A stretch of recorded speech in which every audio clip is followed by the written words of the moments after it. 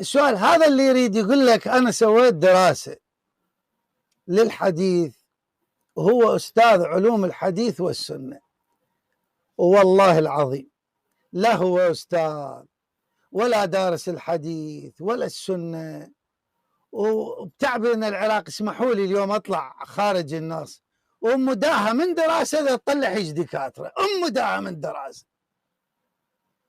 فانا قرات الكتاب، اقلب في الكتاب عن موضوع خروج الحسين ويزيد بن معاويه على اعتبار موضوعنا.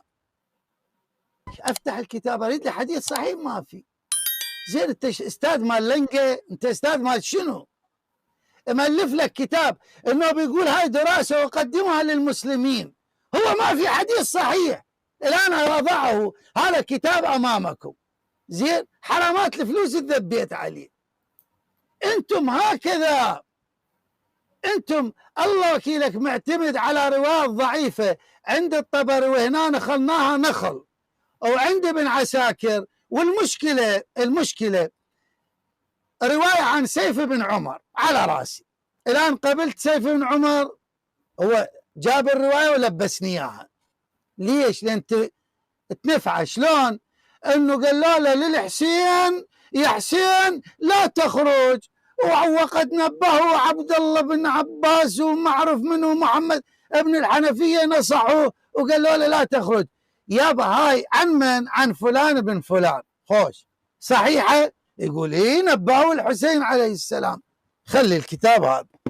رجعت لسمة الكتاب نفسه، في رواية عن نفس الشخص عائشة تقول اقتلوا نعثلا فقد كفر. تعال نقبل. يقول لا فيها فلان مو انت قبل شوي تقول هذا فيها فلان وقبلت، ليش الآن رفضت؟ دينكم كله هكذا. الآن في هذا البرنامج ليش أقول له اهدأ؟ ليش أنا استخدم كلمة هدوء؟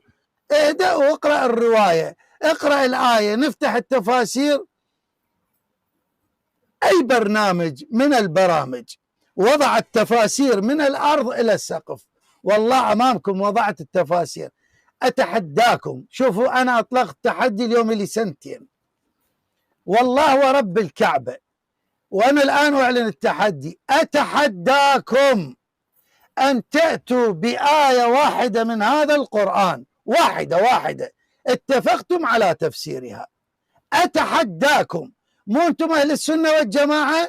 هذا القرآن الكريم، كل القرآن الكريم، حتى لو آية على موضوع الخنازير، موضوع بيت الخلاء، موضوع الصحة، أي موضوع، التوحيد، النبوة، أي موضوع، أتحداكم أن تأتوا بآية واحدة اتفقتم على تفسيرها. صير شاطر، جيب الآية. وعندنا بالعراقي شوف الأمهات شو تجيب. بالعراقي جيب الآية وشوف الأمهات شو تجيب. سنتين الآن أنا أصرخ، أكثر من 1000 مرة كررت هذا التحدي، والآن تسمعوني.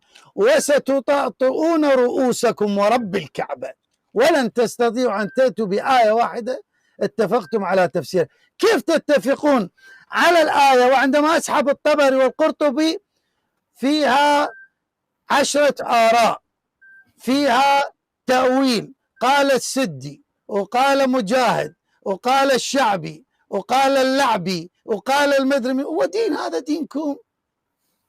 أنتم مو تقولون أهل السنة والجماعة؟ تعال ثبت لي أنت سني، اعطيني حديث كتاب الله وسنتي. ما يعرف. 40 حلقة يا ناس، 40 حلقة يقولون نحن أهل السنة والجماعة. سألت مين الجماعة؟ أنتم مو سامعين هذا؟ أنت اللي تسمعني الآن مو سامع يقولون نحن أهل السنة والجماعة. مين الجماعة؟ مين الجماعة؟ ما أعرف منهم الجماعة. اسأل نزل هذا قول له تنزل، ولك تنزل انزل قل لي مين الجماعة. احنا أهل السنة يعني أهل الطريقة، سنة يعني طريقة النبي، قول النبي وفعل النبي، هاي السنة. جماعة مين؟ جماعة معاوية، والله جماعة معاوية. لذلك يا أخوان برنامجنا علمي، أي واحد يدخل خليه يجيب سلاحه وياه. يجيب الرواية أقول له وين؟ يقول في كتاب إحسان الله ضير. طب شو دخلي أنا بإحسان الله ضير؟ يعني التيسير يجيك نصراني تقول له قال القرآن، يقول لك بابا أنا ما مؤمن بالقرآن. اللهم اغفر لنا وارحمنا يا رب. خلي يقرأ رواية كاملة رجاء إذا أمكن، إذا موجود بعد. اقرأها سيدنا، اقرأها أنت، اقرأها. أنا أقرأها باختصار، أقرأها حجين العزيز. هذه رواية أمامكم، هذا كتاب علل الشرائع للشيخ صدوق. طبعا السند هذا أمامكم على الشاشة.